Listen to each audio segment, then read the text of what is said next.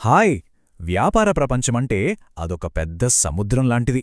ఎప్పుడూ అలజడులు, తుఫాన్లు, మార్పులు ఇలా నిరంతరం ఏదో ఒకటి జరుగుతూనే ఉంటుంది. మరి ఇలాంటి అనిశ్చితిలో ఒక వ్యాపార నౌకను సేఫ్గా, సక్సెస్ఫుల్గా ఎలా నడపాలి? ఈరోజు మనం ఆ విషయం గురించే మాట్లాడుకోబోతున్నాం. సరే, ముందు ఒక ప్రశ్నతో స్టార్ట్ చేద్దాం. ప్రస్తుతం వ్యాపారం విపరీతమైన పోటీతో నిండిన మార్కెట్లో ఉందా?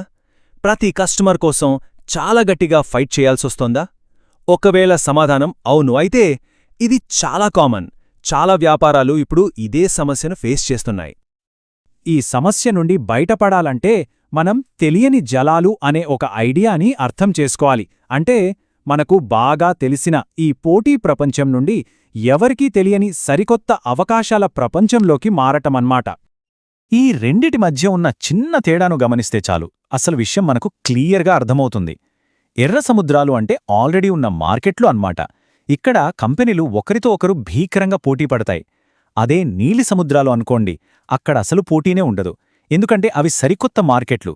అక్కడ కొత్త డిమాండ్ను, కొత్త విలువను మనమే క్రియేట్ చెయ్యొచ్చు. మరి ఈ తెలియని జలాలు అంటే ఎగ్జాక్ట్గా ఏంటి? ఇవి కొత్త మార్కెట్లు కావచ్చు, కొత్త టెక్నాలజీలు కావచ్చు, లేదా మనం అసలు ఊహించని పరిస్థితులు కూడా కావచ్చు. వింటుంటే కొంచెం భయంగా అనిపించొచ్చు, కానీ అసలైన అవకాశాలుండేది ఇక్కడే. ఇక్కడ సక్సెస్ అవ్వాలంటే లీడర్స్ చాలా చురుగ్గా, క్రియేటివ్గా, పరిస్థితులకు తగ్గట్టుగా మారాలి. అయితే వ్యాపారాలను ఈ తెలియని జలాల్లోకి నెట్టేస్తున్న శక్తులేంటి? ఆ మార్పుల వెనుకున్న రీజన్స్ తెలిస్తేనే వాటిని మనకు అనుకూలంగా మార్చుకోగలం. ఇక్కడ చాలామంది పొరబడే ఒక కీలకమైన విషయముంది. సాధారణంగా మార్కెట్లో వొలటాలిటీని, అంటే ఈ అస్థిరతని ఒక పెద్ద రిస్క్గా చూస్తారు. కానీ అసలు సీక్రెట్ ఏంటంటే ఇదే. ఈ అస్థిరతే కొత్త అవకాశాలకు దారి చూపిస్తుంది. దీన్ని ఒక ప్రమాదంగా కాకుండా ఎదుగుదలకు ఒక గొప్ప అవకాశంగా చూడాలి. ఇంతకీ ఈ అస్థిరత ఎక్కడినుంచి వస్తోంది? ఒక పక్క ఆర్టిఫిషియల్ ఇంటెలిజెన్స్, వర్చువల్ రియాలిటీ లాంటి టెక్నాలజీస్ మొత్తం మార్కెట్నే మార్చేస్తుంటే, ఇంకో పక్క కస్టమర్ల టేస్టులు, అలవాట్లు కూడా చాలా ఫాస్ట్గా మారిపోతున్నాయి. వీటన్నింటితో పాటు పాండమిక్స్, ప్రపంచ రాజకీయాల్లో మార్పులు, ఇవన్నీ మనల్ని ఎప్పటికప్పుడు కొత్త ఛాలెంజ్ల ముందు నిలబెడుతున్నాయి. దీనికి జూమ్ కంటే బెస్ట్ ఎగ్జాంపుల్ ఉండదేమో. కరోనా పాండమిక్ రాకముందు అదొక మామూలు వీడియో కాన్ఫరెన్సింగ్ యాప్ అంతే. కానీ ఆ సంక్షోభం, ఆ అస్థిరతే జూమ్కి ఒక గోల్డెన్ ఆపర్చునిటీ అయింది. ఆ పరిస్థితిని కరెక్ట్గా వాడుకుని మార్కెట్లో ఒక తిరుగులాని శక్తిగా మారింది. సో అస్థిరత ఎలా అవకాశంగా మారుతుందో చెప్పడానికి ఇది పర్ఫెక్ట్ ఎగ్జాంపుల్.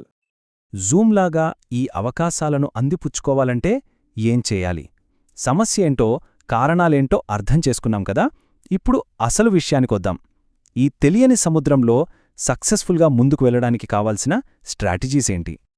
ఒక స్కిల్డ్ నావిగేటర్కి కొన్ని టూల్స్ ఎలా అవసరమో, అలాగే బిజినెస్ లీడర్స్కి ఈ 5 క్వాలిటీస్ చాలా ముఖ్యం. మొదటిది ఎజైలిటీ, అంటే చురుకుదనం.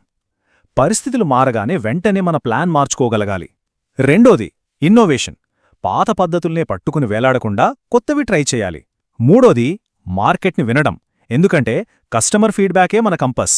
నాలుగవది దూరదృష్టి, రాబోయే మార్పులను ముందే పసిగట్టగలగడం. ఇక చివరిగా రెసిలియన్స్, అంటే స్థితిస్థాపకత. ఎన్ని ఎదురుదెబ్బలు తగిలినా తట్టుకుని నిలబడాలి. ఇవన్నీ ఉంటేనే సక్సెస్ సాధ్యం.